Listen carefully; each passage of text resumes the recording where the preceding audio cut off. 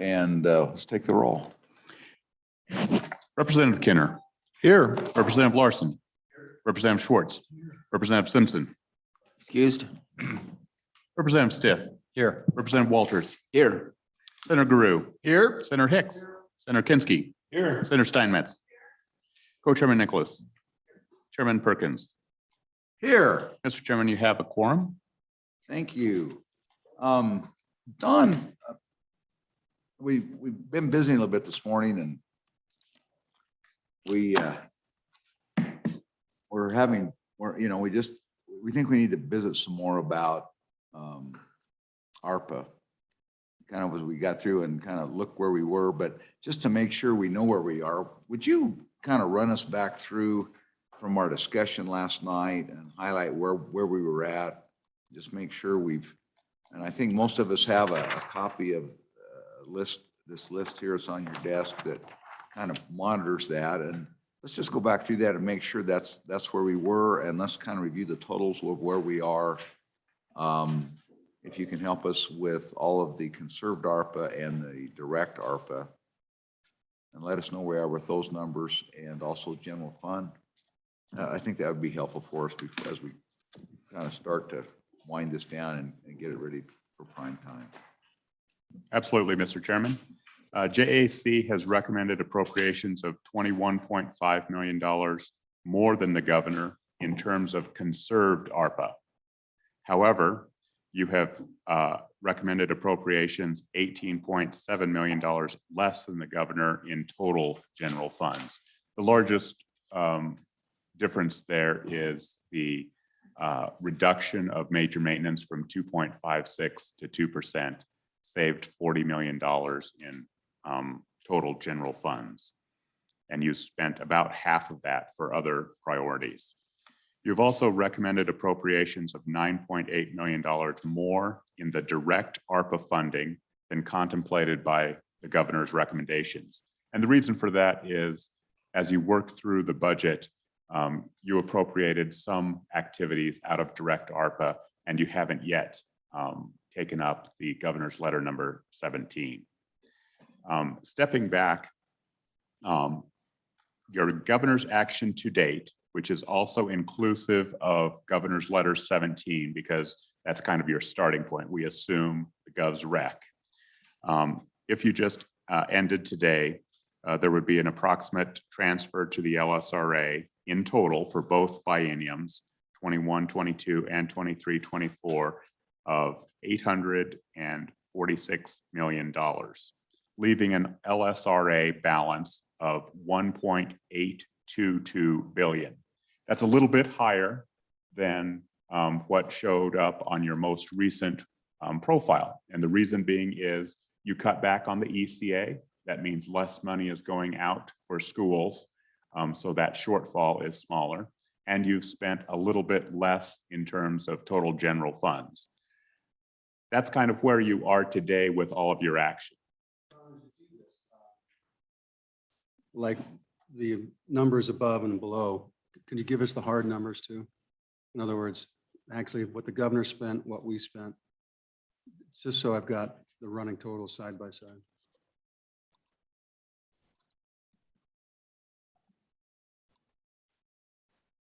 And then also on the LSRA, if you can just tell us where that's all coming from, and so that's unspent dollars of revenues, expected and unexpected revenues, from basically from where, kind of just break it down into more of the components if you could.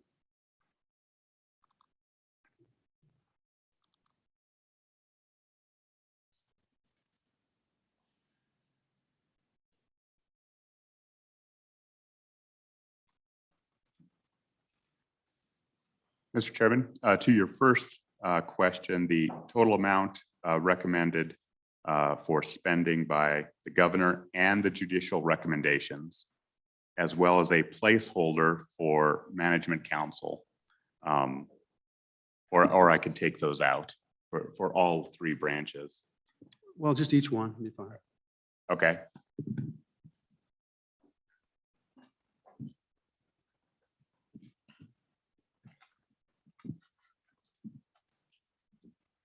Mr. Chairman, for the executive branch, it works out to be about $2.59 billion.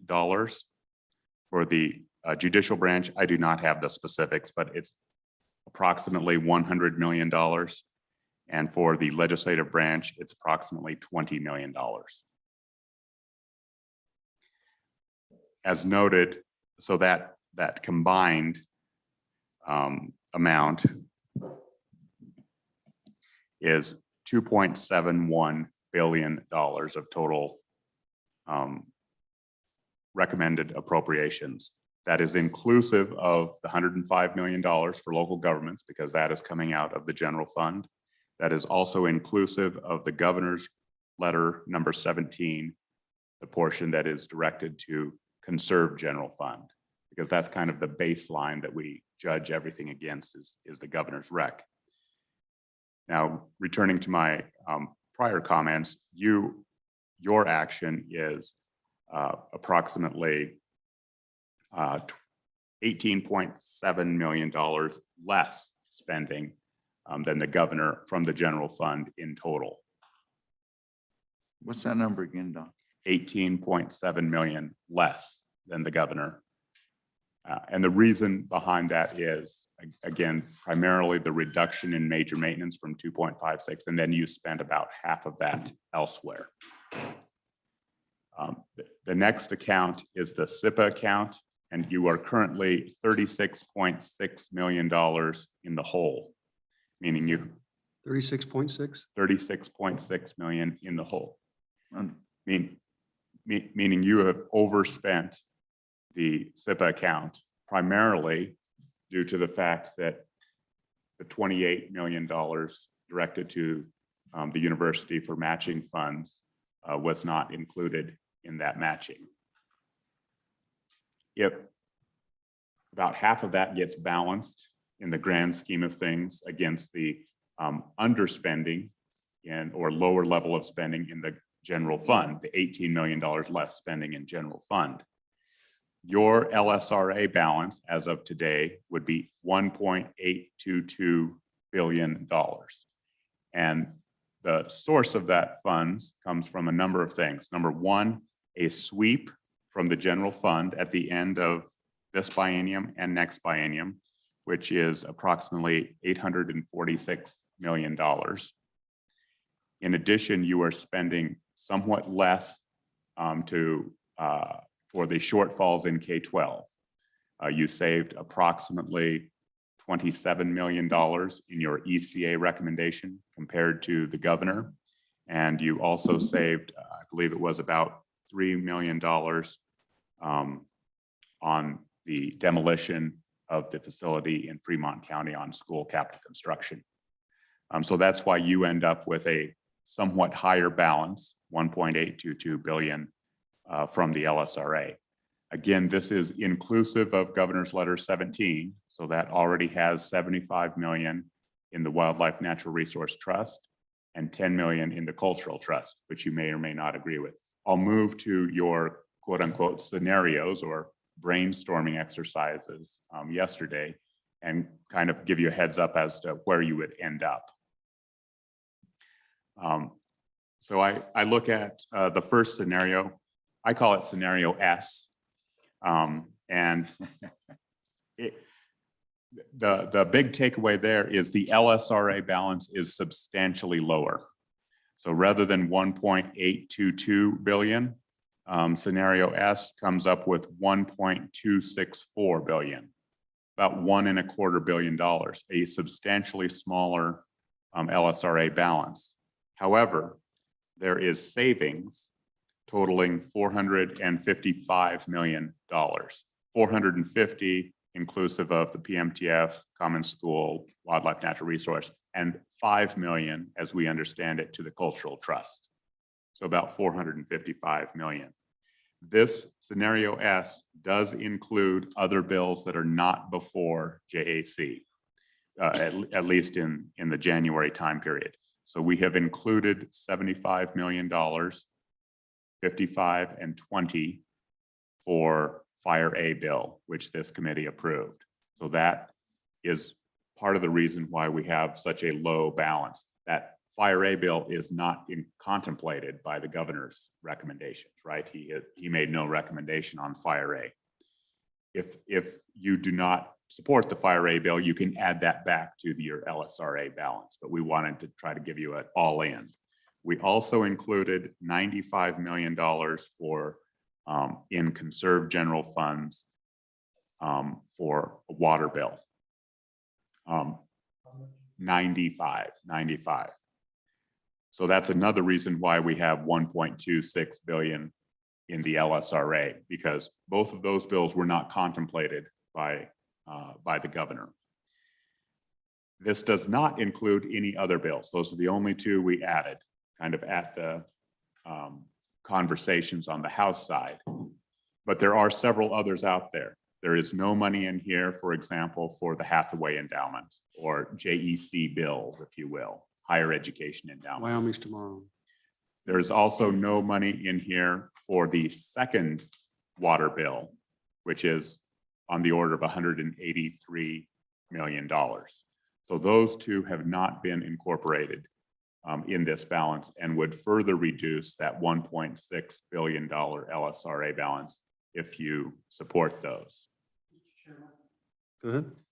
I'm sorry. On that 95 million, you said that was conserved general fund. I thought those projects were eligible for direct ARPA. Mr. Chairman, I believe the bill is written as projects eligible for direct ARPA.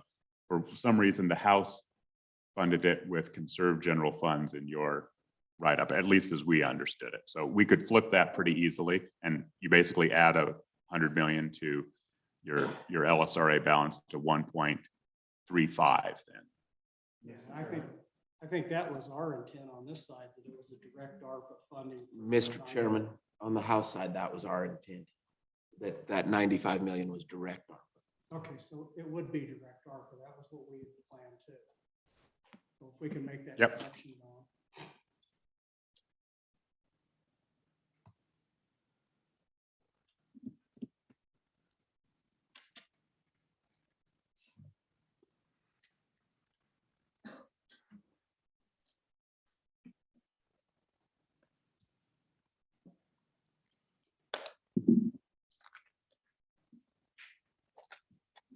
Great, Mr. Chairman. I have made that adjustment to direct ARPA, and the LSRA balance in scenario S would be 1.359. I'm going to call it $1.36 billion. And that would be with the 95 million for water out of ARPA. Again, that 1.36 billion is not inclusive of the JEC bills or the other $183 million. I just mentioned those because they're the big ones that are potentially outstanding. Now, Mr. Chairman, isn't there also one from transportation for 89 million of ARPA too? Is that included in there? I think we funded quite a bit of that already. Mr. Chairman, the 89.2 is not, however, the full amount of the governor's letter for RIS or WildLink, recognizing there may be a difference in opinion as to where those funds would be expended, RIS or WildLink. That full amount is included in yours. 35 million. Moving to us. Oh, and by the way, just as a notion here, the conserved general funds is entirely expended. In fact, we have to dip into in scenario S. The conserved general funds are entirely expended, and we have to dip into what I term traditional general funds from severance taxes, sales and use taxes, and the like. Like how much?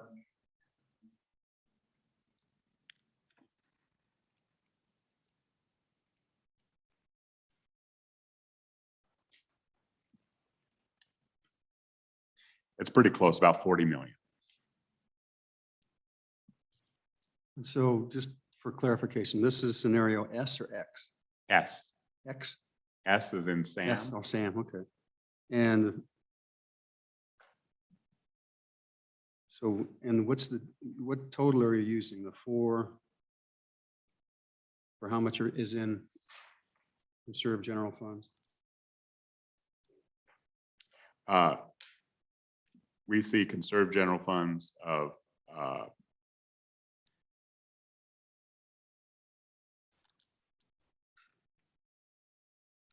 $557 million.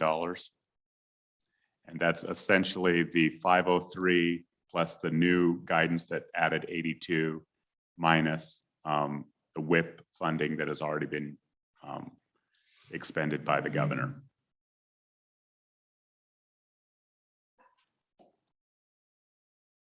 And Mr. Chairman, just for clarification, Don, those are balances? The 557?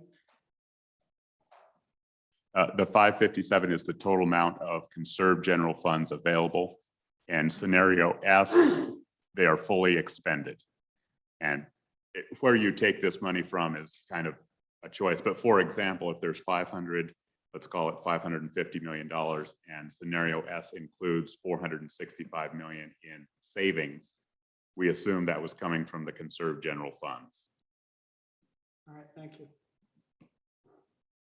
So under that scenario S, Don, how much does that leave in general fund? Mr. Chairman, that leaves $380 million in general funds. And we do have that sweeping to the LSRA, or excuse me, 480 million general funds.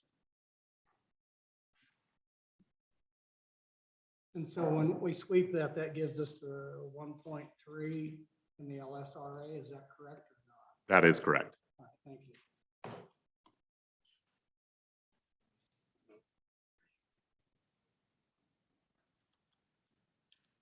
So that, those numbers just aren't adding up to me. How are we, what's the current balance in LSRA and how does it get from that balance down to 1.3?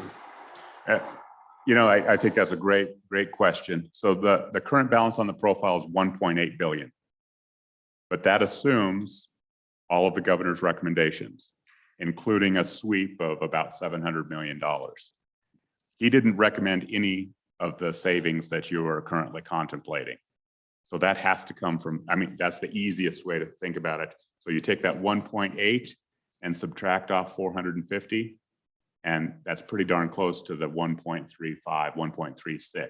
Now I know there's a lot of other things going on there. You actually are contemplating in this scenario S, contemplating some reductions to Governor's Letter 17, but we're also have some additions, specifically Fire A, that was not in the governor's rec. So when just easy math, 1.8 billion minus the 455 million dollars of savings, and that ends up with a much lower LSRA balance. If I could move to scenario H.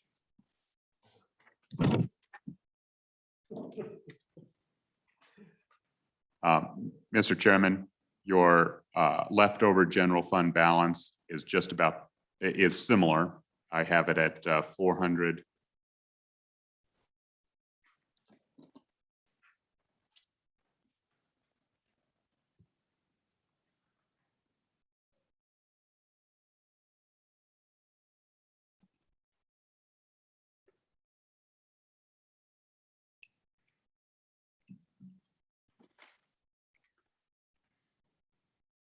Sorry, Mr. Chair, I had to make the identical adjustment to the water funding and put that back in this from ARPA funds.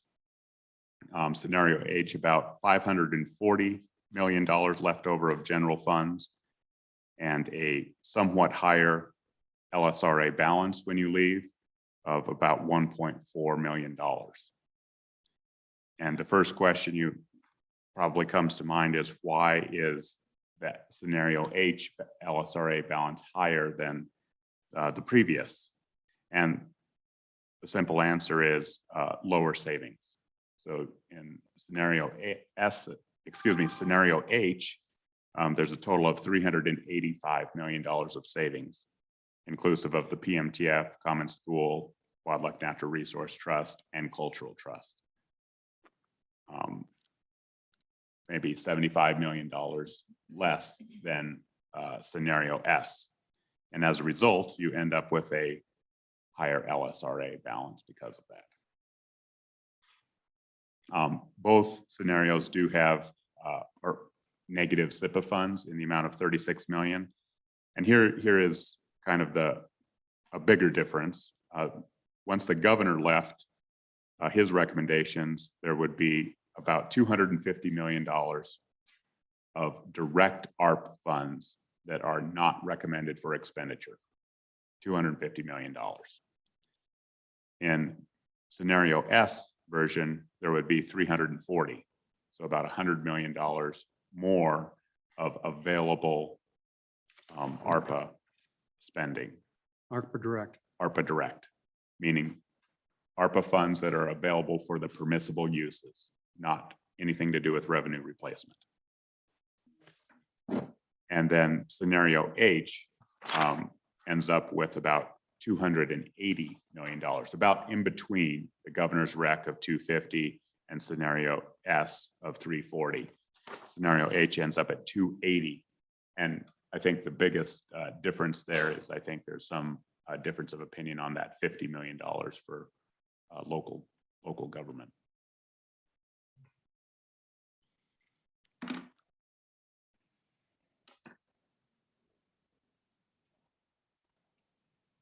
Mr. Chairman, So can you Go- give us go the ahead. opposite number, Don? How much is left? What's the figures left over for next year for each of those accounts? That's what I'm, so in the governors, it would be 250. In scenario S, 340. And scenario H, 280. These are direct ARPA funds that must be used for those permissible uses. And then for the general fund, Uh, reserve, General fund, just your 100 million. In all scenarios, because all of that, at least under the current law, sweeps to the LSRA. So you can return some of that back to the LSRA. So your LSRA balance is 1.4 million. In scenario H, for example, if you wanted to leave hypothetically 150 million for the floors to consider other bills, you would be sweeping less to the LSRA, and your LSRA balance would decline and your general funds for other bills would need to increase.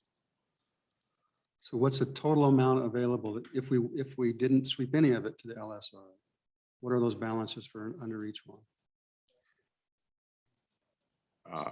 Mr. Chairman, under the governor's recommendation, there would be 846 million, or that's not the governor's, the JAC action to date. You would have $846 million available in the general fund. But the LSRA balance then would be dropped below $1 billion. Scenario S, you would have $475 million available in the general fund. And once again, the LSRA balance would drop below $1 billion. And scenario H, you would have $540 million available in the general fund, and you would be at approximately 900 million in the LSRA. All three scenarios, you'd be below $1 billion in the LSRA.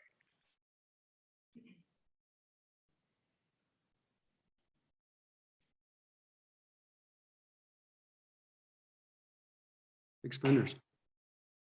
Big spenders. Well, honestly, this incorporates a sizable amount of permanent savings.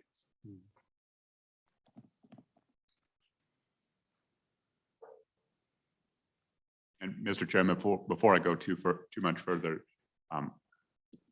CLA is on Zoom as well if you wanted to visit with them. Yeah, sure. That's, is it 9? Are we, the time? 8:44. 44. You want to just move, anything else on this right now? Did anybody, any questions for Don before we leave on this? Okay. All right, let's go ahead and let's go ahead and Kevin, why don't we just turn this over to you and you can make this introduction. Mr. Chairman, thank you. Today we've got Clifton Larson Allen, Principal Representative Allison with us. She has been facilitating the questions and answers over the last several weeks, the CapCon review, et cetera. We also are going to be relying heavily on CLA to facilitate reporting, but remember, we also have them helping us with the local governments, the NEU, which is State of Wyoming is the prime, and then the NEUs for the local governments for their reporting, as well as the cities and counties. So with that, I'll just turn it over to Allison. Great. Thank you so much. Good morning, Mr. Chairman and committee members. Thank you for the opportunity to meet with you all this morning, and certainly welcome any sort of questions, dialogue. I do have some prepared remarks that I just wanted to go over in terms of where we are in the process and assisting the state, kind of things that we've already gone through that Director Hibbard just touched on, and then just in terms of the plan going forward with a lot of the requirements that the state does have to follow as being a recipient of these funds. So certainly if there's any questions, feel free to jump in. I do have a couple minutes of just some general information about what CLA is helping with, and that plan going forward with working with a large variety of folks across the state so far, and will continue to. So just a little bit of background about myself and CLA, if you're not familiar. I'm a CPA and a principal with our state and local government group with CLA, or Clifton Larson Allen is the longer name of our firm. We are a national professional services firm. We do have a sole primary focus of helping state and local governments across the country. We work with over 4,000 governments, and are really excited to work with the state in this capacity. We do a lot of auditing, consulting, advisory services, and we have over 500 folks that do serve the state and local government communities across the country. So I'm based here in Colorado, so not too far away, certainly from you all in Wyoming, and we've actually been fortunate to work with the state with some past projects over the years, as well as we're past auditors for YDOT. So we do have some good past, working relationships with different folks across the state, and are really excited to bring all of the experience that we've had with our government clients across the country, really with CARES Act, certainly from 2 years ago, and then now with ARPA funding, as this is a large undertaking, and just listening into the dialogue this morning is great to hear, and kind of keep up with all the moving parts, as we know there's a lot going on in terms of decision making. So just kind of in general, I did want to mention how we approach this project. We are directly contracted with Director Hibbard and the state budget department, but are really supporting the state as a whole. So we've already been working with the governor's office. We've been working with LSO somewhat as well, and certainly the budget department as being that primary department that's ultimately responsible for reporting and a lot of this decision making and recommendations as it relates to ARPA funded projects. We have certainly kept in mind the state's strategy related to the Survive, Drive, and Thrive initiatives. And so that's really our kind of governing mission statement, if you will, as we do assist the state in these endeavors. And really at the end of the day, CLA is here to support the state in making sure that the accountability, the communications, and decision-making is really there throughout the life cycle of this several year-long project with ARPA funding.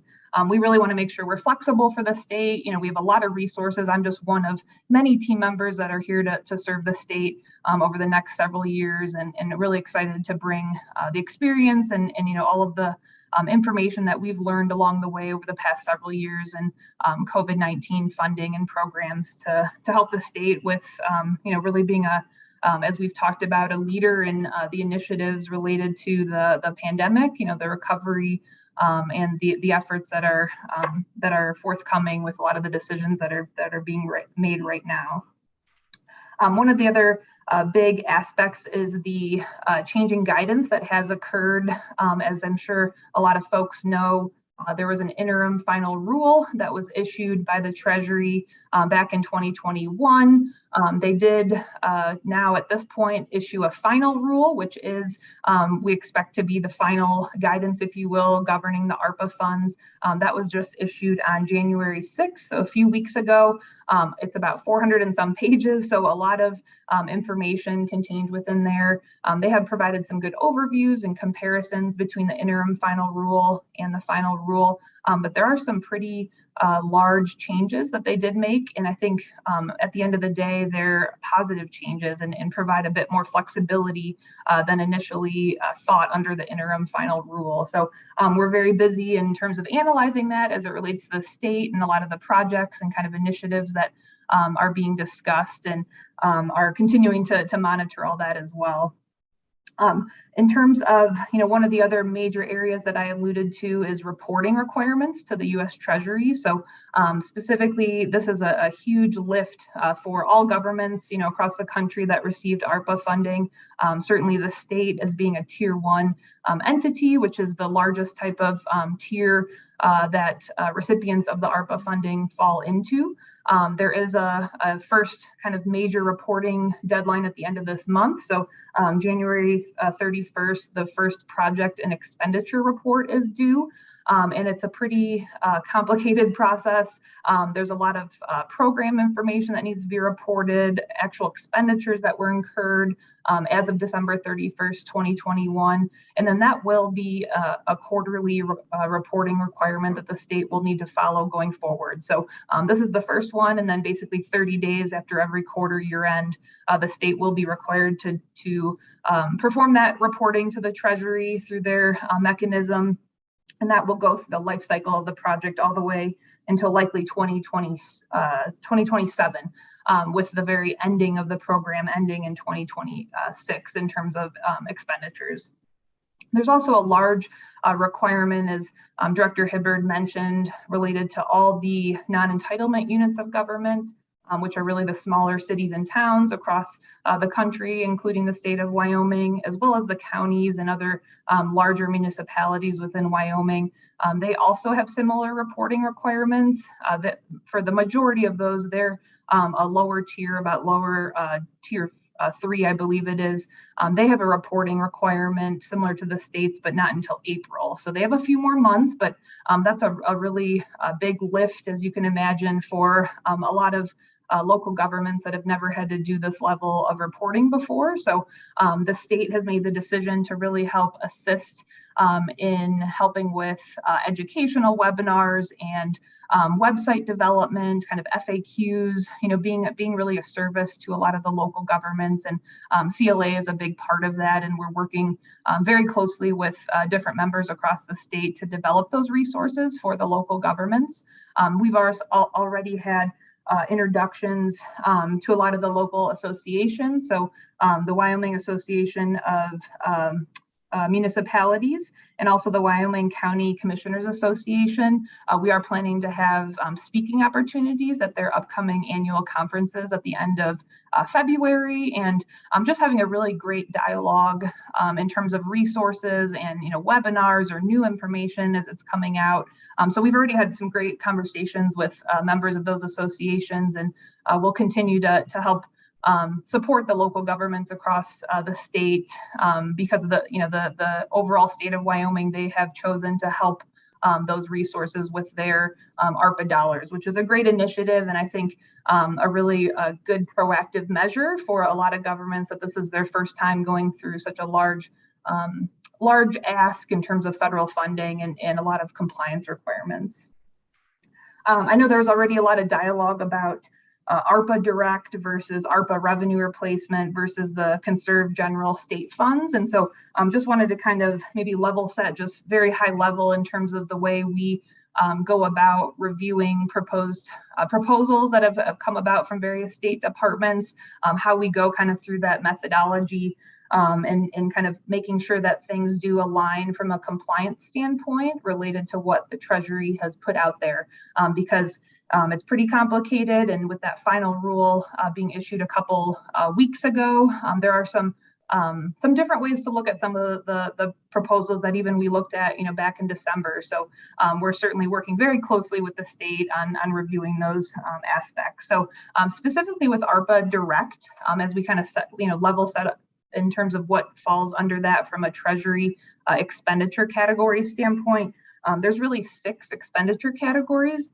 that fall under that bucket. And I'm just going to read these really briefly just because I think it just helps to, again, make sure that we're looking at this in the right way, comparing the Treasury, how they define it, and then how it can fit into specifically the state's way of looking at this. So the first is public health.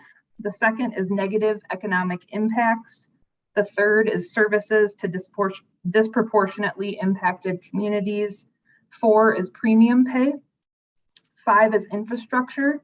And then the 6th ARPA Direct category would be administrative costs. So that's really how basically everything that is proposed or determined to be move forward from an ARPA Direct funding standpoint has to be bucketed within one of those categories for reporting requirements, as well as a lot of not just financial reporting requirements, but there's a lot of programmatic requirements that have to be tracked and analyzed and actually reported to the Treasury.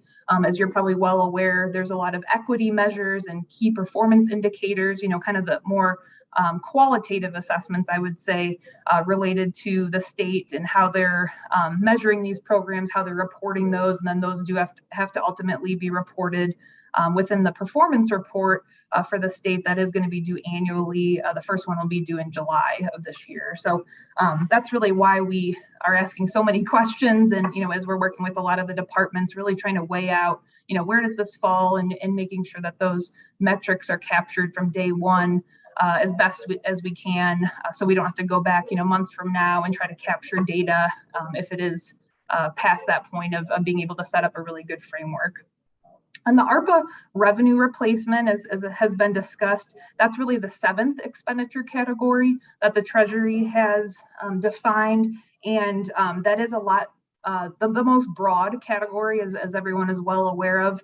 They do, though, have some specific restrictions related to the usage of those. And so if you bear with me, I want to just read, there's about 5 different restrictions on those. So again, I think it just helps to make sure that we're on the same page as far as how the Treasury is viewing this, because like I said, everything has to kind of be fit into the box, if you will, from a reporting standpoint with the Treasury. So one of the requirements for the usage of ARPA revenue replacement is that it cannot be used, this funding can't be used to offset any reductions in net tax revenues, which is either due to law, regulation, administrative interpretation. So that's one restriction.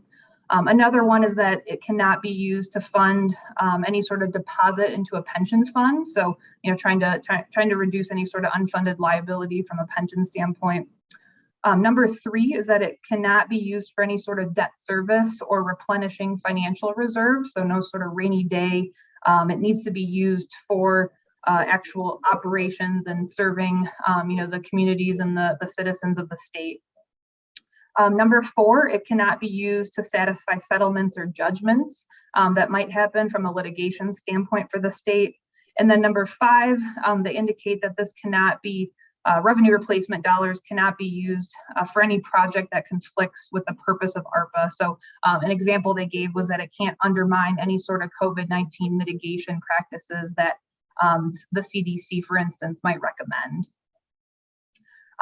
The last category, as we know, the state funds conserved general piece is basically any sort of monies that have been aligned, if you will, with the ARPA revenue replacement that have, for lack of a better word, been freed up for that use from a general fund perspective. So I think everybody probably understands that, but I just wanted to kind of mention how that fits into the Treasury defined categories as we go through the project discussion. The last piece I just wanted to mention, specifically one of the really important parts and something that we're excited to help the state with is really the management of the program as it relates to creating audit trails and documentation of all the decision making. The feds or certainly the external auditors for the state can come in at any time and start reviewing the information and testing the eligible uses of this program. And that can happen for a long time period. You know, they could come in years from now and still ask for that information. So all throughout our decision making, we're really trying to make sure there's a good audit trail of support related to, you know, what was the guidance that was followed when proposals were being determined, you know, what was the supporting documentation that was looked at, how does this fit in from a expenditure category standpoint for the Treasury, how is that support being tracked, and then how does that also relate to any sort of, you know, budgeting process. Obviously, a lot of the decisions that are being made within this committee in terms of funding mechanisms, and then also the accounting side and the reporting side from a audit perspective related to accounting level detail, so expenditure detail, making sure that that all matches up, because that's at the end of the day, we want to make sure that any decisions that the state makes is supported, that there's a good audit trail behind that, and then when things are asked, that's readily available. So we're working really closely in developing some tools and kind of frameworks and some workflows, if you will, to show all of that audit trail that'll last for years to come, as the state will be subject to a lot of monitoring and reviews, certainly from a federal perspective, as well as through the typical audit process. We, you know, CLA, we do the largest number of statewide audits across the country for states. And so we have a lot of lessons learned, as you can imagine, and certainly talking with the state auditor within Wyoming in terms of, you know, maybe some best practices or things that need to be improved upon from the CARES Act lessons learned. And so we're taking all of that and really helping the state develop a great framework and, you know, documentation trail that'll be really important. The last thing, and Director Hibbard mentioned this, but we have been reviewing a lot of the ARPA direct eligible projects and determining if they properly meet all the Treasury guidance and information. The CapCon bill items we have reviewed, governor's proposals, the judicial branch proposals, and then really working on any sort of proposals upon request with the various members of the state. So with that was a really, you know, broad overview of kind of where things stand now, what our plan is going forward, you know, what those important aspects from our perspective are to maintain throughout the whole life cycle of the grant. So with that, I'll stand for any questions or comments that the chairman might have or other committee members. Go ahead. Go ahead, Senator, or excuse me, Representative Schwartz. Thank you, Mr. Chairman.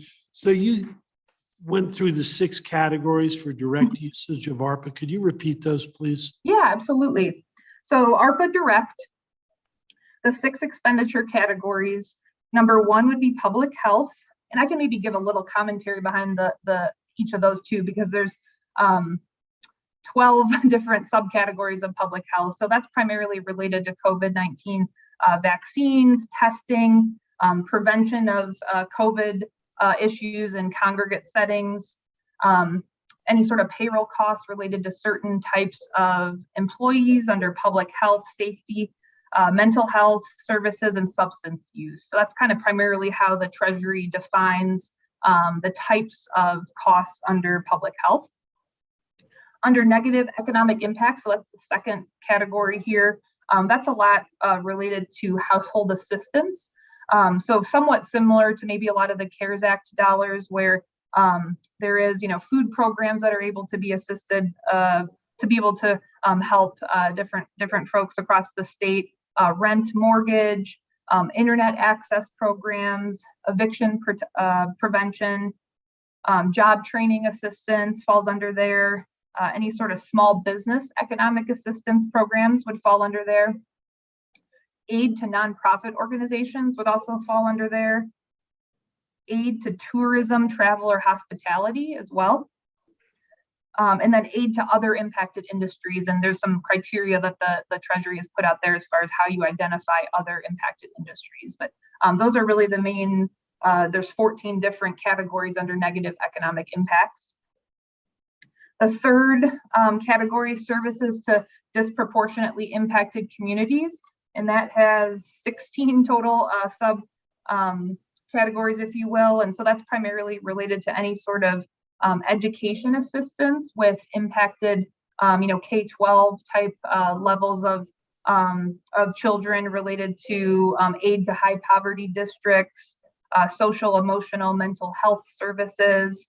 There's also several categories related to healthy childhood environments, childcare being one of them, home visits, services to foster youth. That's also where, which I know that we've reviewed some projects related to housing support. So affordable housing initiatives would fall under that category. And then there's other social determinants of health. There's a couple categories they have there, primarily related to lead remediation, community violence interventions. So those would be kind of those subcategories under that, services to disproportionately impacted communities. Number 4 is premium pay. So premium pay is able to be paid out to any public sector employees. So that would be state employees that fall under certain categories. Really essential workers is ultimately how the Treasury defines that.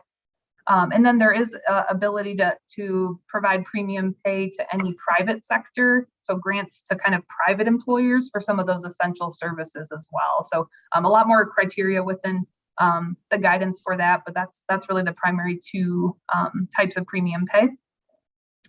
Number 5 is infrastructure. And so within the infrastructure category, really 3 main broad uses under that. There's 17 subcategories within there.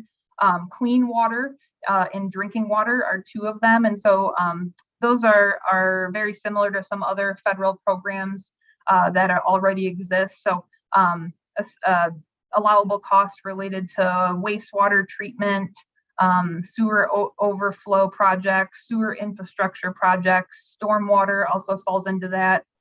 Clean water, energy conservation, and water conservation fall under that.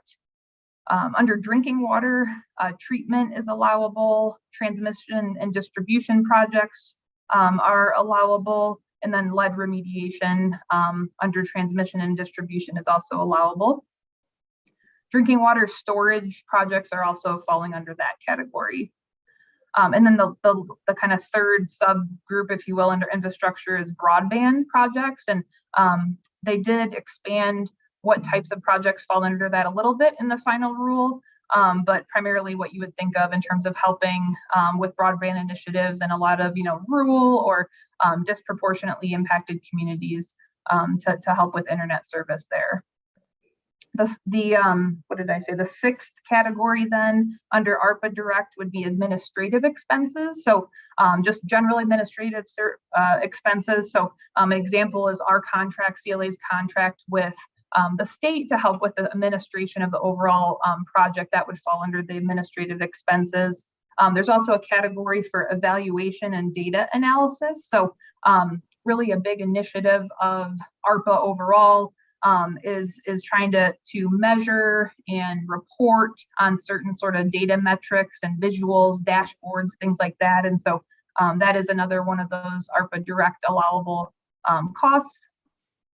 And then within that administrative function, just from a reporting standpoint, any sort of transfers to other governments. So if the state did decide to give some of their direct ARPA dollars to, let's say, a local government, city or a town or a county, that would fall under that category as well. And then also any sort of transfers to non-entitlement units. Overall, any sort of ARPA dollars that the non-entitlement units, so again, the smaller local governments received, they are considered a direct recipient of the Treasury, but the mechanism that the Treasury distributed the money was actually through the state. So there was a lot of work that the state had to do to make sure that all those non-entitlement units received the correct amount of money, and there was a lot of budgeting, budgets that had to be reviewed to meet certain criteria. So that falls under that category as well. So those are the 6 main eligible uses for ARPA Direct. Did that help answer your question? Good. Representative Larson. Thank you, Mr. Chairman. Yesterday, as we was going through a bill that we drafted in 2020, we allowed COVID to be a compensatable illness or injury in our workers' compensation. And then, but we held the employers harmless. So there's a negative impact to the fund as a whole. And our question was, is there a possibility that direct ARPA funds could be used in that regard to reimburse the workers' compensation fund for expenditures or claims due to COVID illnesses? Or code, what we'll call injuries in this case. So if I'm hearing you right, the question is, yeah, could ARPA direct dollars be used for workers' compensation expenditures? As they made those payments out to claims related to COVID claims, could we use ARPA dollars to reimburse workers' compensation fund for those amounts? Sure, and sorry, I was bear with me for a second. I was trying to open up some of we did dive into this a little bit this week related to workers' compensation. So I was just trying to bring up the excerpt in terms of trying to determine if that could fit in. So really it's pretty silent in the Treasury's final rule on this area, and not necessarily a clear linkage of being able to fund those claims. They do talk about being able to pay employees covered benefits as an eligible use. So, for their paycheck and the type of benefits that they're earning with the workers' compensation piece, that would be allowable, similar to the contributions to a retirement plan, employee insurance, things like that. But they don't talk at all about just kind of general claims activity. So it'd be our recommendation to not fund that with ARPA Direct, given the silent nature of the final rule related to that. That's not to say there might be more information coming out. The Treasury has alluded to additional FAQs being released. And so, there could be some clarifications on that. But at this time, we're not seeing that would be an ARPA Direct eligible usage. Go ahead, Mr. Co-Chair. I'd like to follow up on that question, because as I read the rules, they are written not to be exclusive. And when an issue arises, you go back to the fundamental question of you identify the need of an injury caused by COVID, and then you look at the negative impact that you're trying to fix because directly caused by COVID. And that's the criteria. It seems to me that if it doesn't speak to it directly, you go back to those, those absolute guidelines and plug that in, and you say, was there an injury caused by COVID that in fact impacted the ability to provide these or to cover the costs of these folks who got COVID? So in workers' comp, we paid over $9 million to recipients who filed claims because they had COVID and were treated by COVID. And the folks that died, we paid death benefits for families and spouses, all caused by COVID. And so what we want, it seems to us that is then fits the identity, fits the need. And so we either need to repay the premiums, and then we did not charge the employees for those premium increases that would other employers, as would have occurred, but for the COVID exception that we created, because we didn't want to impact those employers. So our question is, can we refund that, what would have been the premiums that we made those employers basically exempt from? So if you follow the direct impact, it's literally, it's A, B, C, D, and it's about as clear as you can make it in terms of what those guidelines are, what the risk categories were, and the relatedness to COVID versus the purposes as we read the language. And so have you gone through that exercise? And if I can add one other element of that is after COVID started, we created, the legislature created a time period which for 2 years, beginning in 2020, and it goes through March of 2022, where these COVID claims, it's highly unlikely they would have been compensable claims under existing law. So it was a law that was changed to specifically accommodate the COVID epidemic. It's a temporary law, and these folks would have had it. It would have been, and the concept is simply that under the law, when you're talking about a communicable disease as a workers' compensation claim, the general idea is that, really can't have arisen from something you were equally exposed outside of work as you were at work. And so that's why we created the exception. These folks highly unlikely would ever have been eligible for it. So with all that information, does that do anything to change your mind, or are you unpersuaded? No, I mean, great comments, and yeah, certainly appreciate the additional dialogue on that. Is the information we've reviewed was pretty brief, so I do think it's worthy of further analysis with the subject matter experts on that as far as the source of those payments. Because one thing to keep in mind, and you might have considered this, but anything being paid out under these dollars does have to be after March 3rd, 2021. So I would be curious, I guess, on if there's a way to quantify anything that would have been done potentially before that or after that, because that could change potentially the population that we're talking about that could potentially be ARPA direct eligible. But I think, very valid points, and we're happy to dig into that a bit further. But I want to really understand, more of the semantics, if you will, of how we're quantifying that. And really tying it in there in terms of the time period, especially if it's a premium related issue. So I don't know if you happen to know the time period of that, or if that makes sense for us to dig into a little bit more. I'm happy to do that and let you know where we go in terms of that additional analysis. Thank you. Let me just ask this. So with the March 3rd, 2021 date, would that be claims that were paid after that date, claims that arose before that date, or claims that were made after that date?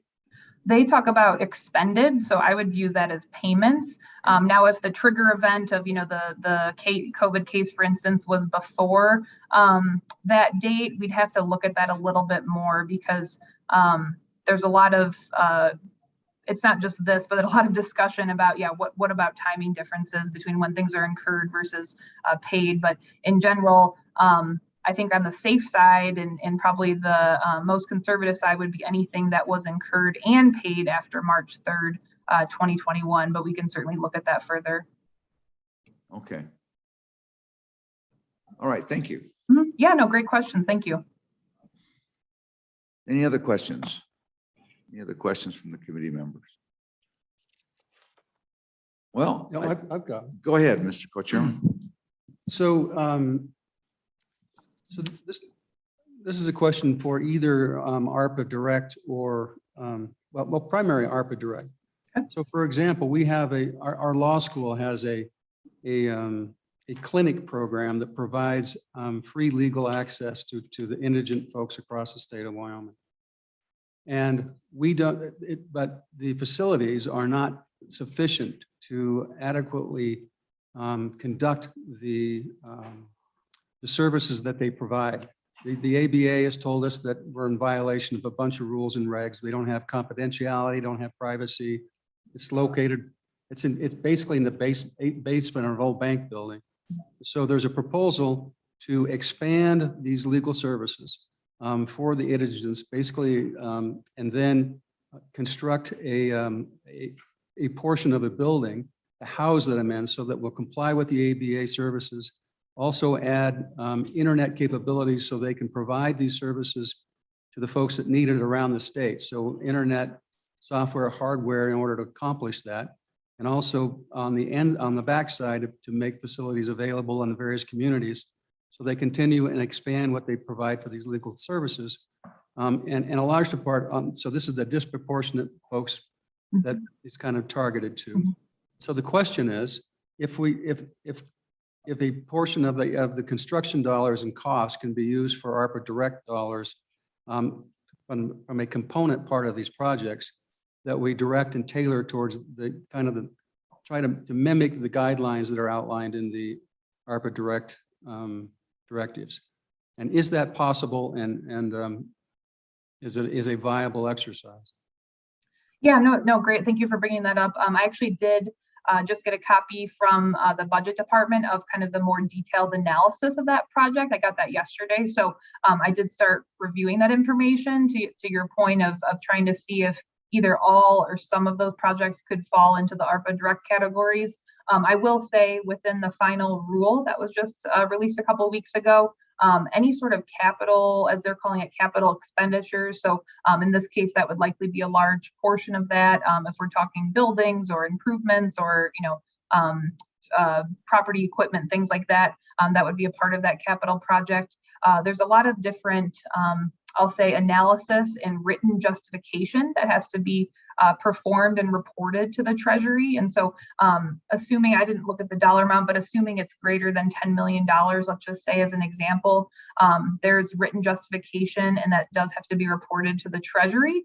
And when I say written justification, there's a series of kind of scenarios that has to be looked at as it relates to capital expenditure. So it needs to talk about the harm that's being addressed through those initiatives. So I think we've already talked about that this is helping, those disproportionately impacted communities. It does have to talk about the explanation of why that capital expenditure is appropriate. And kind of what they're talking about is, hey, do we really need to have a whole new space versus do we just revamp or renovate, like let's say existing buildings. So that's something that has to be gone through. And then there is also a comparison of the proposed project to at least 2 alternative capital expenditure projects. And so that basically has to be kind of a cost benefit analysis of, what are other scenarios we could go through to still meet the needs of this process. So I just say that because there's additional verbiage and analysis that would need to be done for any sort of capital projects, specifically over that threshold of $10 million. So they do specifically talk about, capital projects being ineligible if it's for just kind of general space constraints. So there's quite a bit of verbiage if it's something like, hey, we're just going to create a new building because we want to have social distancing. They do explicitly say that's not allowable. So I just wanted to bring that up, the exact wording here. And sorry, I have it on my other screen, so I just want to read that to you. They say construction of new congregate facilities to decrease spread of COVID-19 in a facility is not allowable as an ARPA direct program. So that's not to say that what this project relates to would fall under that, but there's just some additional analysis that we would need to go through. But I do plan on going through that with my team based on the information we just received yesterday, and can certainly let you know where that shakes out. But there is some additional, any sort of capital type projects, the Treasury has indicated there's quite a bit of additional work that needs to be done for those. Okay, thank you. Yes. Okay. Senator Guru, I think you had a question. Thank you, Mr. Chairman. Thank you. I think that answer just kind of highlighted my question, and it's more global. And we've been going through this exercise now for a couple of weeks based on the information we have, and I'll just speak for myself and not anybody else, but kind of the way it shakes out to me is that we've converted these dollars, the dollars that we conserved, ARPA dollars are exchanged for revenue losses and all that, that those to me appear to be golden dollars that we can use for anything and not have to go through some of those little hoops that you just described. Yet, in doing so, if we appropriate all that money, because we know there won't be as many questions asked, or we know it's safer, then we get to the other side of the issue. We get to next year, and we have a whole bunch of direct ARPA dollars left.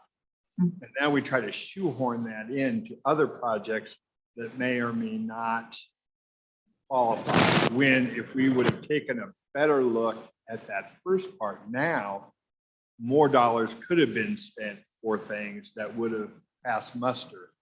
And that's why we hired you, or that's why the state's hired you. So my question is, that level of scrutiny you just put in talking about the law college, are you going to go through what we do here in this first round of budgets? Is this part of your charge to go through that, go through our expenditures and our decisions, and then come back and offer us advice on the advice we've been given as far as, maybe it would be better to take some of that from conserved dollars. This project may have been a really good use for ARPA dollar direct, and maybe pulled off of that table. If that's what you're doing in global with what we do here, Is that true? And if so, given our time crunch, when is that information going to become available? Yeah, no, great questions, and I can try my best to answer those. So we have been reviewing a lot of the proposals, certainly from the governor's office. I mentioned the judicial proposals, as well as others as they're kind of coming about in terms of questions that are being raised through this committee or elsewhere from a legislative standpoint. So that is something that we are looking at is, here's the proposal. Does this fit the mold of ARPA Direct? Or does this fit the mold of another project? So that is something that is certainly in our analysis that we're going through. And, we have a pretty detailed way that we're citing the guidance that we feel makes the most sense. So I guess my short answer to that would be it's ongoing. And, the decision certainly that you all are making, there could be additional analysis that needs to be done from a compliance standpoint too, because it's not just talking about it, but it's also the written documentation, if you will, to justify going under ARPA Direct or ARPA Revenue Replacement or the Conserved General State Fund. So in terms of that timeline, maybe Director Hibbard could speak to that a bit more than I could. In terms of what his view is on that, but that's certainly something we are willing and able to help the state with and have been so far. A couple other questions. One is, what's, with the CARES Act, they kept modifying and giving new interpretations on what the rules say, even come out with new guidelines, and they actually changed some of their opinions based upon, I presume, whoever has the most influence on the rule writers. Right. So what would you reasonably anticipate that we're going to continue to get further clarifications over time on what can and can't be used, and even perhaps even congressional action to broaden or to tighten funds as we begin to see the disbursements and what the various needs are? And do you have the opportunity to submit questions to the Treasury like we did in the CARES Act, so that these kind of pile up and they conglomerate and they answer the big ones kind of as they come down the line? Meaning, does it make sense then at the conclusion of that we reserve some amounts of dollars because there's a good likelihood that things are going to change between now and next year? No, great questions, and certainly I think the precedence of CARES Act is the most realistic example we can use for how the process went. I will say there was a much longer time period that the Treasury took between the interim final rule being released, spring of 2021, to the final rule being released a couple weeks ago. And through that process, I think they said they received over 1,500 comments from the governmental community, from CPA communities, from all sorts of stakeholders within this. And so the information, I guess, that the Treasury has put out there has indicated that they really took a lot of that to heart and tried to respond to that as best they could. There is a email address that questions are able to be sent, and I know the state has done that already, throughout the process, and a lot of our clients have, and we're able to help facilitate that as well. I will say the Treasury will not weigh in on specific determinations of eligibility. Generally, they won't say, hey, you give them a scenario of, can we use this? They will go back to the rule and say, you need to follow XYZ paragraphs of the rule. And so there's a line there, I guess I'll say, that the Treasury certainly draws, understandably, where they can't, weigh in on every decision that's made across the country. But I do foresee, and they have indicated in their recent information, that they do plan to submit or release additional FAQs down the line. So I certainly don't think that's off the table. What that time period looks like is hard to say. The time horizon of this program is a lot longer than the CARES Act dollars, the coronavirus relief funds. If you might remember, or initially it needed to be spent within 1 year, and then, a couple days before year end, they extended it another year. So in this case, all obligations have to be made by the end of 2024, and then all spending has to occur by 2026. So, between now and then, I could certainly foresee additional clarifications. And I think to your point of, not spending it all out of the get-go is thoughtful and makes sense, because as we know, just the general environment with COVID is constantly changing and hard to foresee. So, I think I certainly agree with your comments about there could be changes coming down the line. We're certainly able to pose any sort of specific questions that the state might have, but in general, I don't know what kind of output, I guess, that the Treasury would give to some of those just based on historical information. But they continue to put out webinars, from the Treasury, the Government Finance Officers Association, which is a large association that's very connected throughout the community, as well as the Treasury has a lot of different webinars and information. So all of that we're keeping track of. And as we're hearing things across the country with our clients, certainly involving the state in that as well. Okay, anything else? Thank you. Any other questions? Kevin, do you have anything? Mr. Chairman, in line with the question from Senator Rue, we are constantly monitoring everything we can and getting it to Clifton Larson Allen. For example, everything gets posted on the LSO website for proposed legislation immediately gets sent over to Clifton Larson Allen. And we're reviewing those as well as all the questions and answers that we have from this committee. But I think more importantly, we've already had the conversation about the flexibility in the Governor's Letter 17 that will allow us to be nimble even after some of the decisions are made, particularly in targeting ARPA Direct when we find something that we could have done that we did with conserved general funds. So the flexibility in Governor's Letter 17 will allow us to facilitate that. Okay. Any other questions for our guests this morning?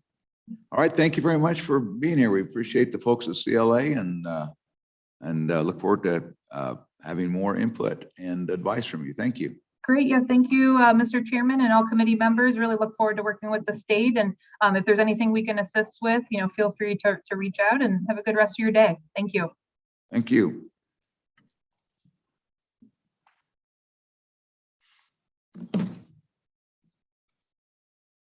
All right.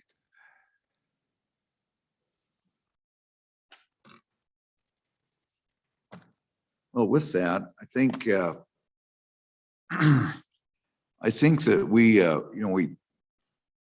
what I'm talking to the chairman right now, I think what we'll do right now is I think we're going to recess for a while, and that we're going to caucus for a while and go back and look at some of the stuff we've done.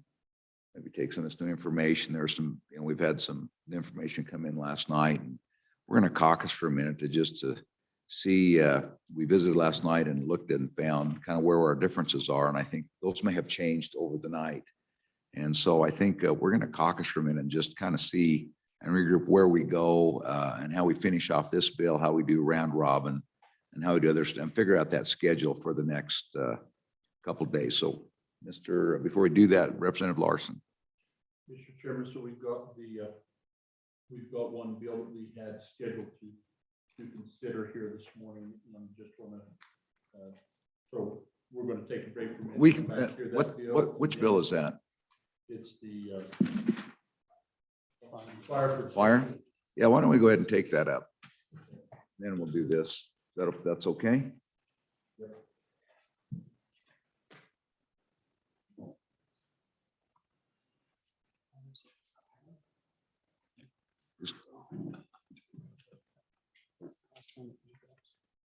Do we?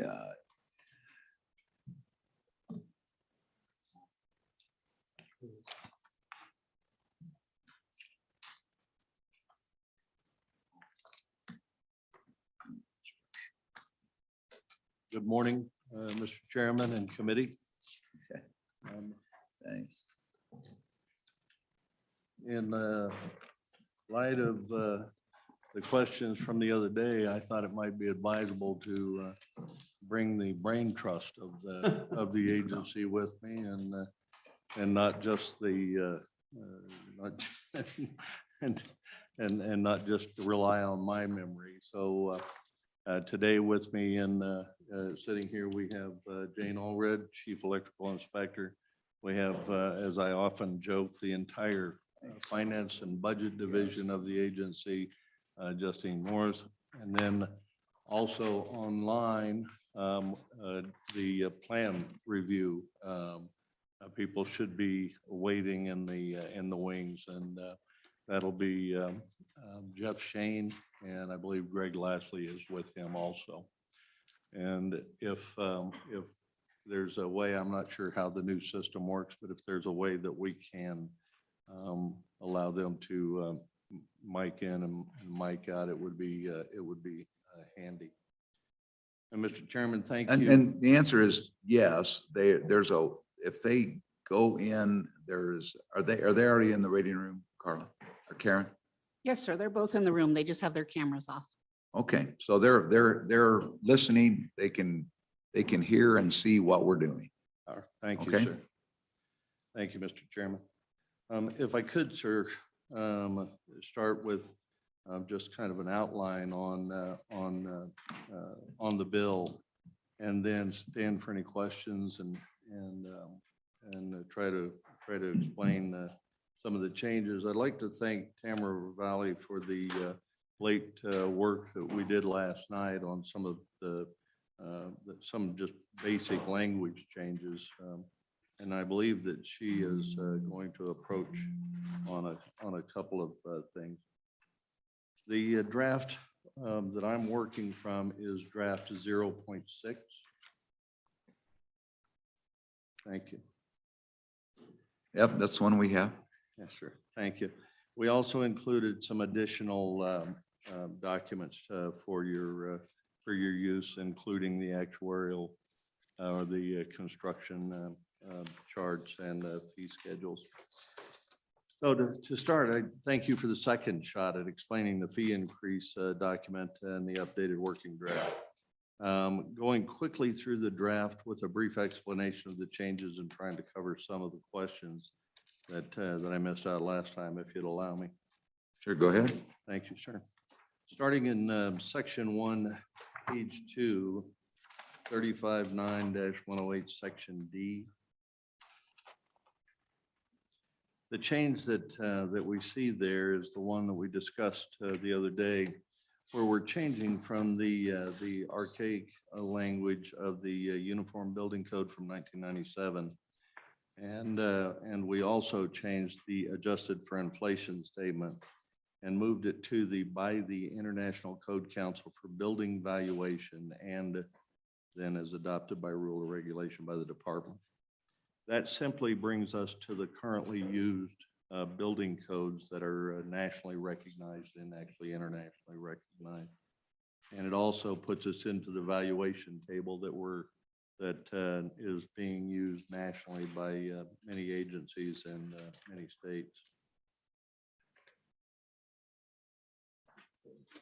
Yes, go ahead. Just a quick moment.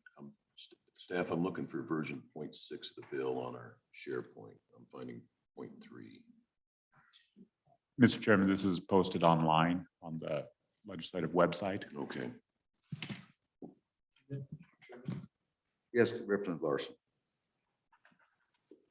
So last time, I think we got a little tangled up. We was using the uniform, got our wires crossed. We got to keep with these electrical things here. We got our wires crossed last time. We were kind of referencing the Uniform Building Code. We brought it up to the international, the ICC stuff. And so if you go to the ICC with the handouts you got, inside there is a table that allows you to look at a square footage cost, and then that directs you back to your rules that based on the value, take that square footage cost and calculate the total square footage. It brings you back to your rules, and you bring that in line in that table you have there for the cost of that project, and then that will help you determine the fee. Is that not correct? That's correct. Thank you.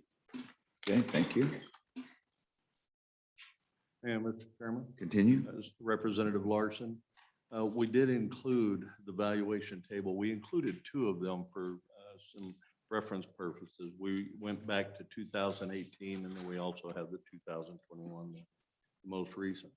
One of the advantages, and I can mention this now, and I'm probably going to mention it again as I read my notes, but one of the advantages is that those valuation tables actually go through and do an estimation or an averaging of the national construction costs around the United States.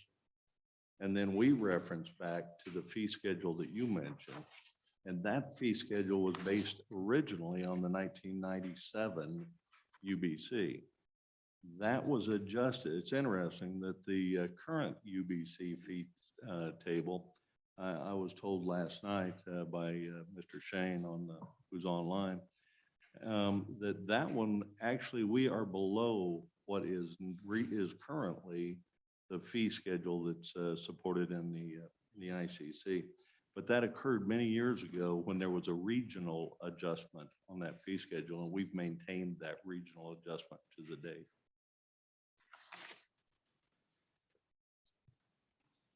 Hopefully that helps a little.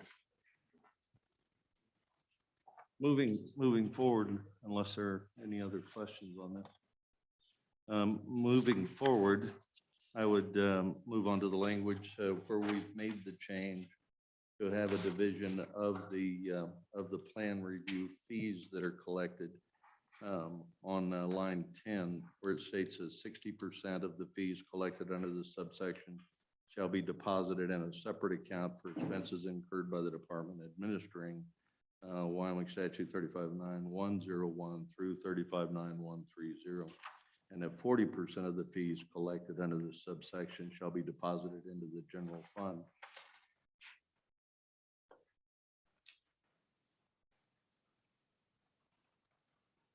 Our next, I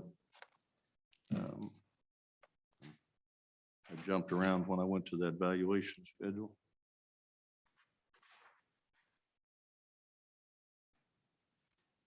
And I did mention that the valuation schedule or table is updated every 6 months, reflects averages, valuations of common public buildings nationally. What the valuation table does is it includes the basic bricks and mortar, electrical, plumbing, mechanical, and interior finishes. And dependent on the occupancy type, it also includes the valuation of the fire suppression system and other peripherals that may be needed. The higher the hazard rating on a building, the more of those things we need, and those are factored in to that valuation table. And so it saves the plan department many steps. And it also gives us the ability to offer realistic and fair plan review fees to be charged. Because what we're doing is we're estimating what the cost of that building will be to construct. That valuation is, as Representative Larson said, then used in the calculation of the department fee schedule, and a final review fee is established. And as I said, we've included that. If you would like, I believe we've obtained or we've created a document for the 60-40 split, and then the upcoming fee schedule that we're going to discuss. Or I'm sorry, the licensing, permitting, and fee increases that we're going to discuss. We have some estimates. I believe those were included, but I'm not sure. And we'll be happy to provide those today. Mr. Chairman. Go ahead, Representative. Thank you, Mr. Chairman. I think we're kind of working the bill slowly, but on page 3, lines 6 and 7, and really it's in line 7 in this draft point 6. We refer back to the International Building Code. Should that be the International Code Council as we're using on page 2 in lines 8 and 9? Do we need those to conform? Or what's the disconnect that I'm not getting? Go ahead. Mr. Chairman, the International Building Code is developed by the International Code Council. We actually adopt from the Code Council the International Building Code, the International Fire Code, Mechanical Code. And so there are numerous codes that are subsets of that organization. Thank you. Thank you.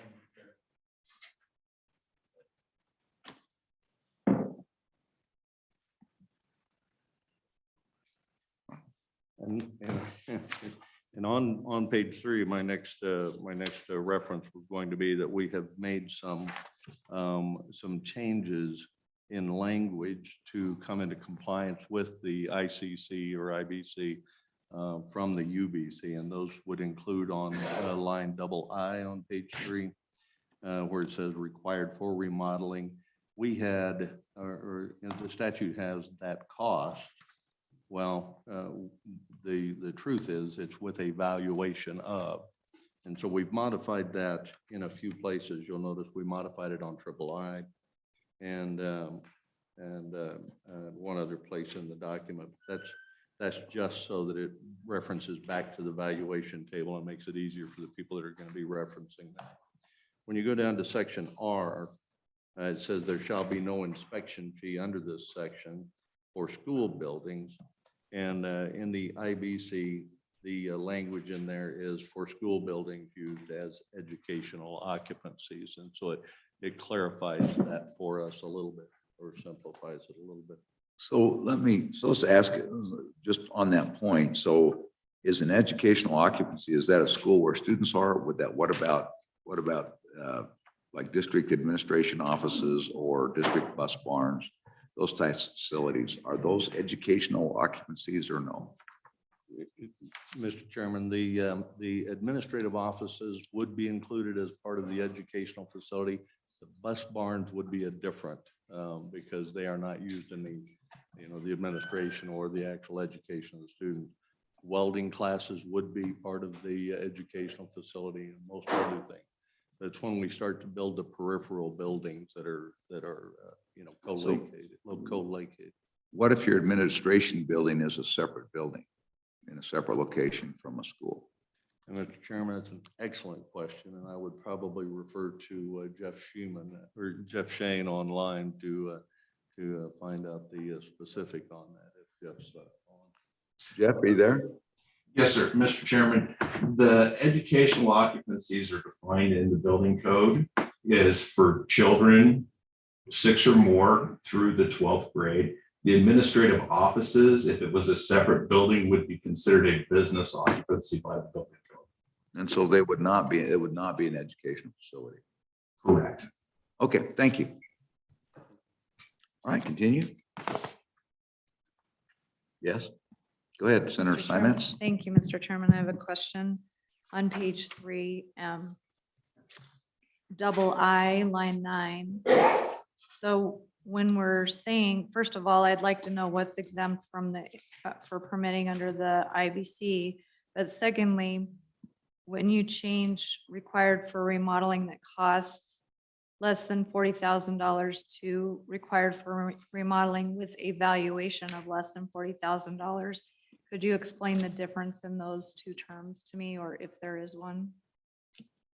Mr. Chairman, I would refer to Jeff for that because he's the one that deals with that process constantly. All right, Jeff, you there? Yes, sir. In answer to the first question for what work is exempted in the International Building Code, section 105.2, it lists 13 different things that are exempted as far as the building is concerned. This would include detached structures less than 120 square feet, fences, oil derricks, retaining walls, water tanks. Basically, ancillary structures of small size are exempted.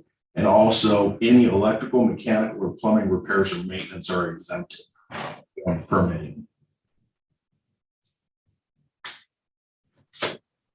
Mr. Chairman, Go ahead, and then Senator the Simons. second question is in Romanet I on line 9 of page 3. When you talk about required for remodeling, the old language says that costs less than $40,000. This says with a valuation of less than $40,000. Could you please explain that change to me? The difference there is because we have gone to using the International Code Council Valuation Table to calculate the value of a project based off square footage, that cost could be confusing to persons not familiar with that table. So if, for example, somebody was to decide, I'm going to spend $39,000 on a remodel, but the actual calculated value of that project is more than 40,000, then they would be most likely wanting to dispute whether or not a permit was required. Whereas the valuation table, it's not subjective, it's simply based off the occupancy, the construction type, and square footage. Okay, thank you. Okay, thank you. Other questions? All right, continue.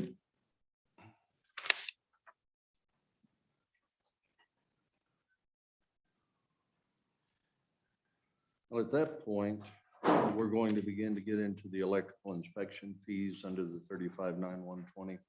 I would point out that during, interestingly, Mr. Chairman, during our processes last night, somehow we accidentally deleted section B under 359120.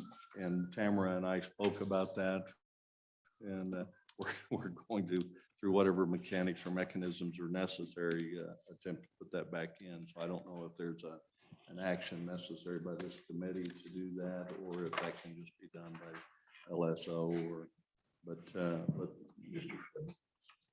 Go ahead, Representative Larson. So you're in 120, right? yes. And would you tell me the problem you found again as I look at that? Are you looking at little section, little d? Or Right, is there's a that little section, little d is not in the bill, and it should be in the bill. That's the problem. So we have little section, subsection C is in the bill, but subsection D should also be in the bill, but is inadvertently or accidentally omitted. And Mr. Chairman, if I can comment on that, Tamara Revley over here. Sure, Tamara, go ahead. Yes, Mr. Chairman, that's another instance that has used the term school buildings. That provision relates to when plan reviews are required for school buildings. And it would need to be conformed. If you accept this change, the used as educational occupancies, I'd recommend that you conform that provision as well. Okay, so that's just, D, the only thing that would happen there is just a conforming amendment with, if the new language on page 3, line 22 and 23 are adopted, then there would be a conforming change there. That's Yes, Mr. Chairman. Thank you. That's what I was after. All right, thank you. All right, continue. All right, thank you, Mr. Chairman. At this point, we're going to move into the electrical fees and licensing, and I would ask that Inspector Allred be allowed to speak to any questions on that section. You bet, go ahead. So as I look there, this is this the same, is this unchanged from the last version when we get to this point? Is that right? And so, does anybody have any questions about the changes in the rates? Mr. Chairman. Go ahead, Senator. Yeah, I'm just curious as to, I understand the rate, as I understand it, were adopted based on the guidance of the valuation and stuff. But the question I have is the 60-40 split between what it costs for the agencies and the idea that it looks to me like that there's going to be at least it's anticipated that the revenues are going to be much greater than what it costs to support the unit. Is that correct? Mr. Chairman, the dollar amount will offset that section of the budget, and depending on if we're talking about the licensing and permitting those fees or the actual plan review fees, yeah, those monies would offset a considerable. I believe that Justine has some pretty good numbers on that. That we would then be buffered from needing to come back to the committee or in the next budgeting cycle, and I think it would be very beneficial for that split. Also, with all of these changes, actually ends up with an increase into the general fund also. So we see, there's no loss to the general fund on the short term, and then we see a long-term positive impact for both. Well, Mr. Chairman, I guess that's my concern is that we've set a fee schedule for people for plan reviews that's now going to tip 40% of that money into the general fund. And just from a pure philosophical sense, it doesn't make why we would charge a user fee for one group to pay for the benefits of government for all the rest. It seems like there's a disparity on how we would want to do that. Why are we targeting people that are doing a plan review and saying you should be responsible for funding the general responsibilities of government?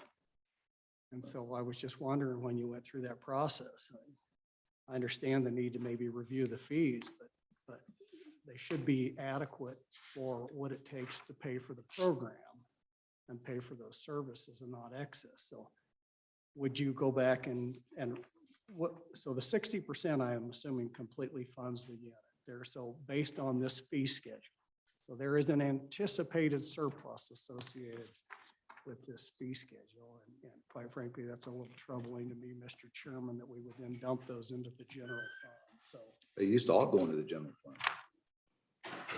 Existing languages, you look at line 14, all the new language was, it used to say as adopted regulation by the department, and then the fees would go, fees collected under this subsection shall be deposited in the general fund. That's the old language.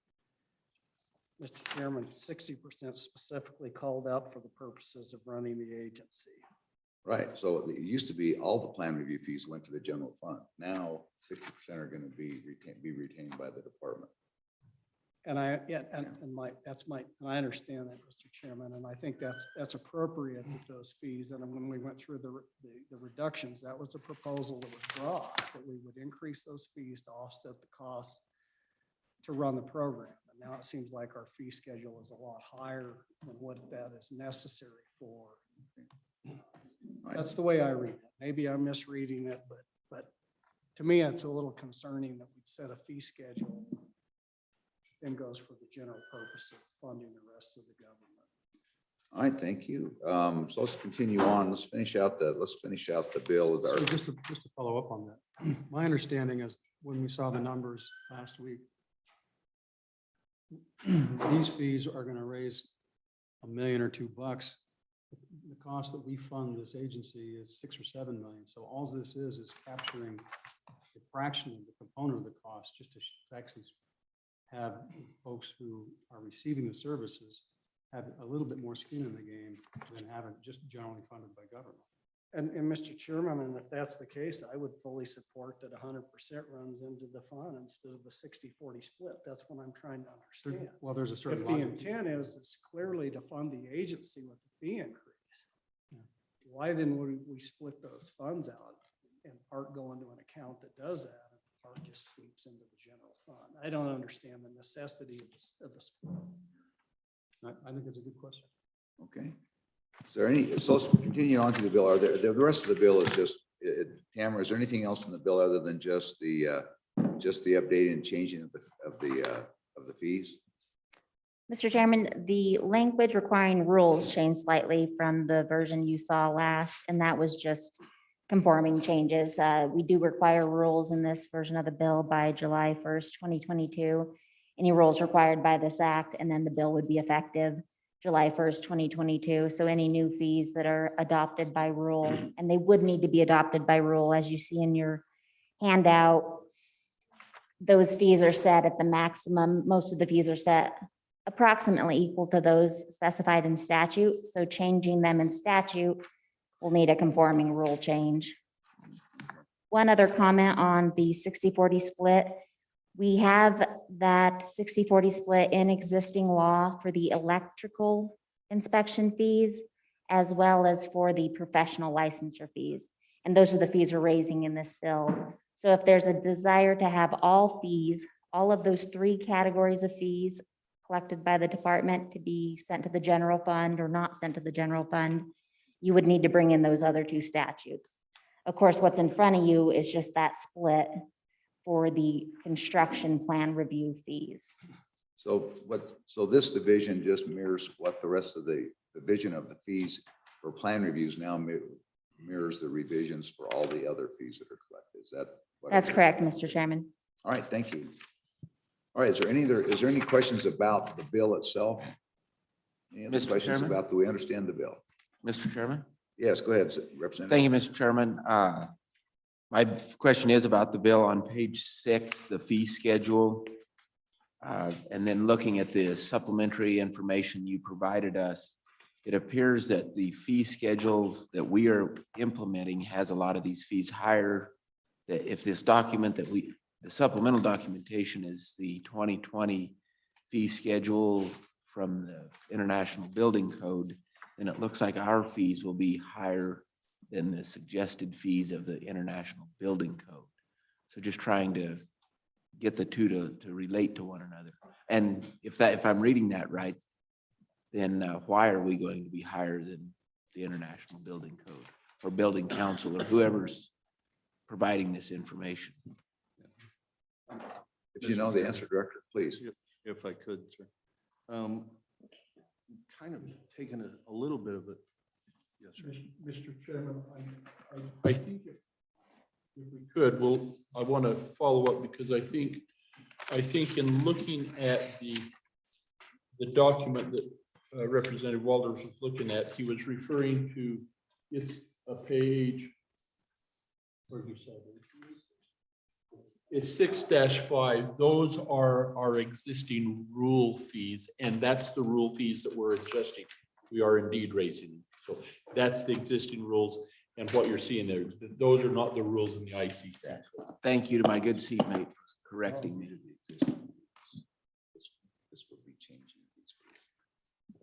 Okay, thank you. Does that answer your question? Okay. Is there any other questions about the bill? Do we understand the bill? Any other questions about the bill? All right, there being none, committee, what's your pleasure? Second. Bill's been moved and seconded. Are there any, so going through, working the bill, any amendments to page 2? Any amendments to page 2? Any amendments to page 3? Yes, Mr. Chairman, I have an amendment on page. Go ahead, Senator. Go ahead and speak into your mic there. Pull a little bit closer, please. Yes, Mr. Chairman, I have an amendment on page 3. On line 9 and 10, I would like to delete the new language and insert the old language, and the same amendment on page 16 and 17. And if I could get a second, I'll explain my reasoning. Second. Mr. Chairman, I believe that costs are fixed. We can easily prove costs, but valuation is a bit subjective. So I would like for this to remain as costs.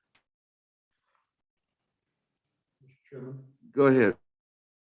Representative I Larson. understood the explanation of this is the reason it was changed to valuation is because when they go to the ICC code, there is a valuation chart that they use to look at, and so then they use that calculation, this valuation of the remodeling, then is what they use to determine what the plan fees are. If we remove that language and put it back to cost, then what my question back to the amendment is what then will they refer to determine what the inspection fee, the plan review fee will be?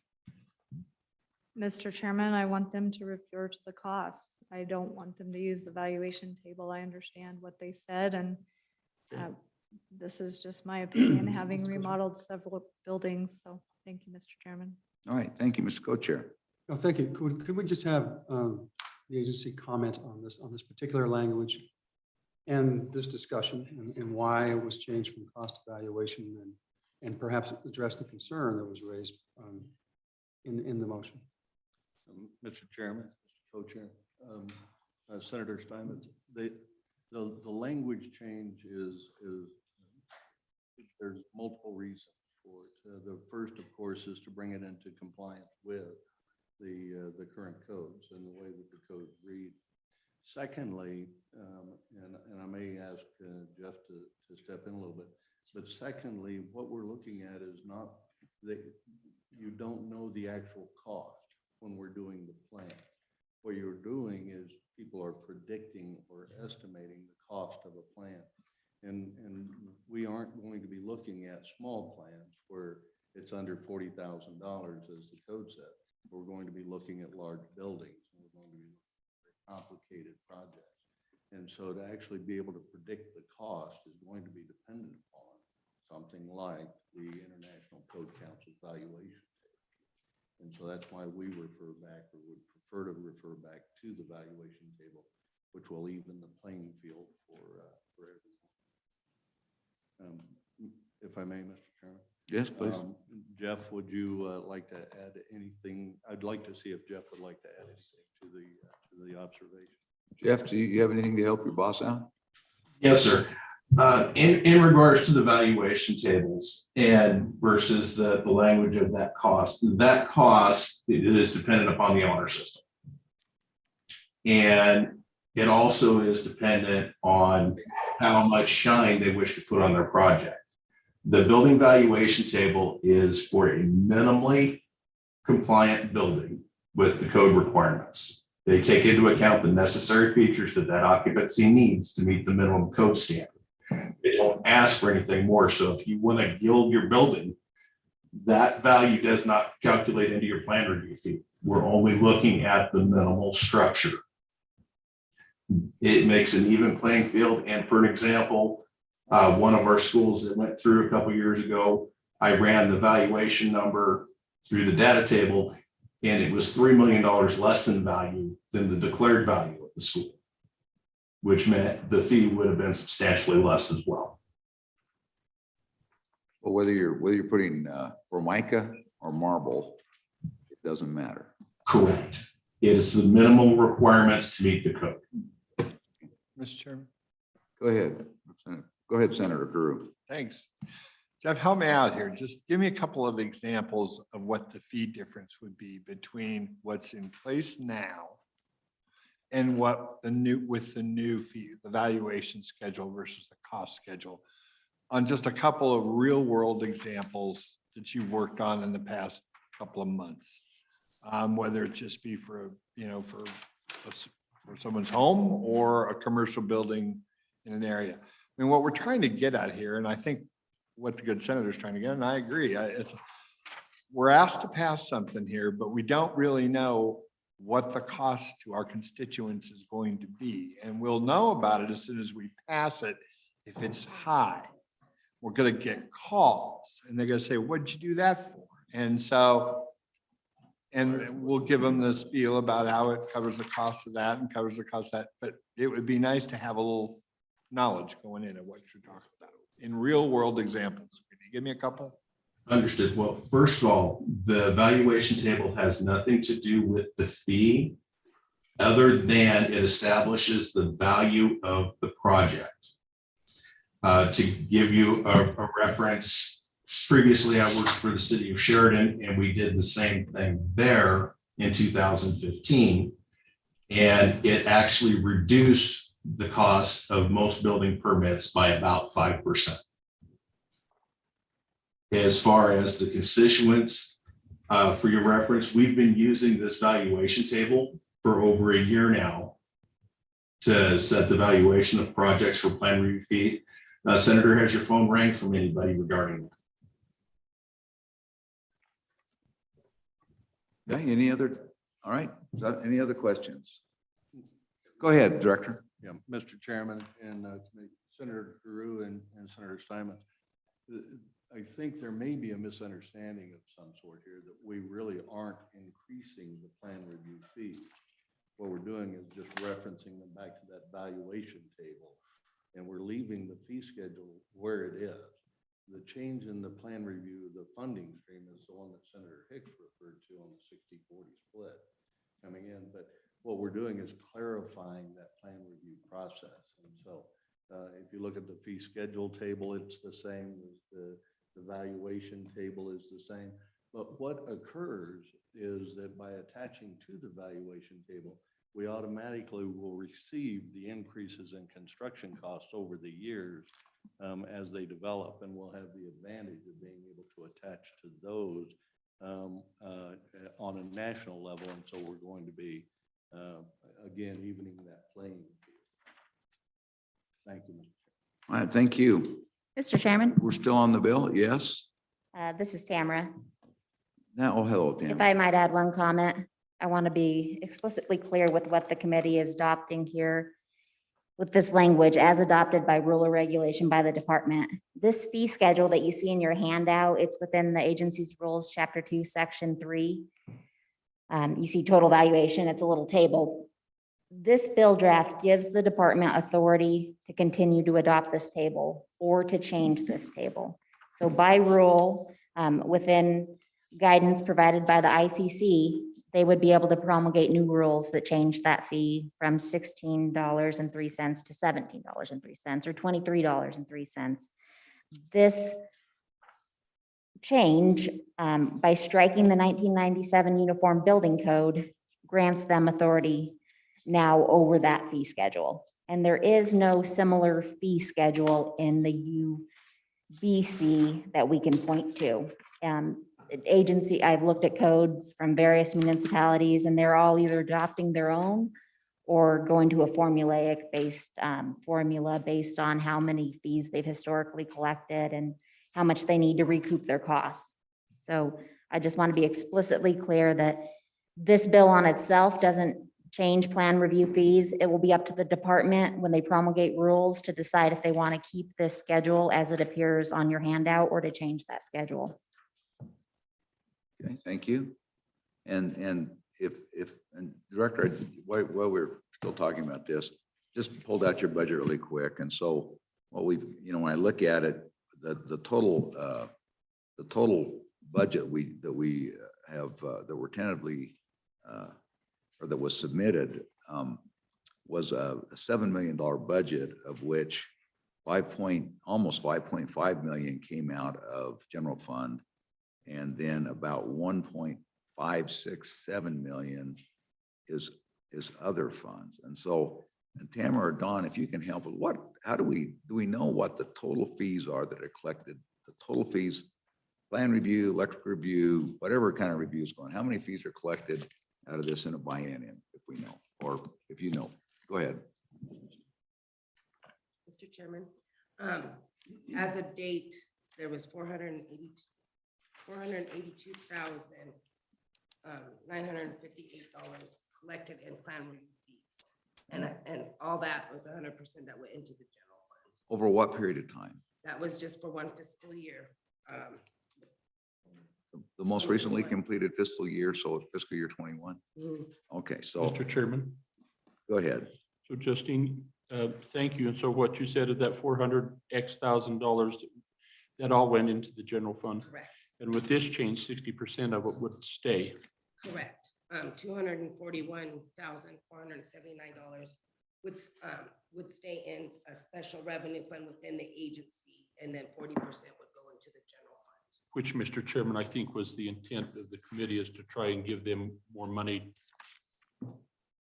generated from within their fee structure. All right. We're still on the bill. Are there any, so we're on page 3. We did have a motion for a change. We haven't dealt with. We do have a motion that we have not dealt with. We have Senator Steinmetz motion. Question on Senator Steinmetz motion. Just to remember, what we're doing is her motion was to remove the with a valuation of language on as it appeared on, I think only on page 3 is the one place it appears. And 6. And yeah, please go ahead. Just make sure. It's been a while since we kind of got sidetracked. I apologize. Thank you, Mr. Chairman. We're on page 3, lines 9 and 10, deleting with evaluation of and reinserting the new old language that costs the same on line 16 and 17 of page 3. And I'd call for a question on the amendment. Okay, everybody understand the amendment? All in favor, say aye. Aye. All opposed, no. Motion fails. We're back on the bill. Any other amendments on page 3? Any amendments on page 4 or 5? Any amendments on page 4 or 5? Any amendments on page 6 or 7? Any amendments on page 6? Go ahead, Representative Larson.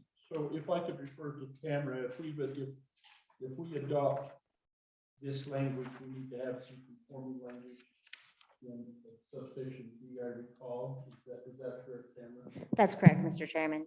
Just And- that same addition of the occupancy language by the school building. And so, and so we, Mr. Chairman, my question to you is we need to have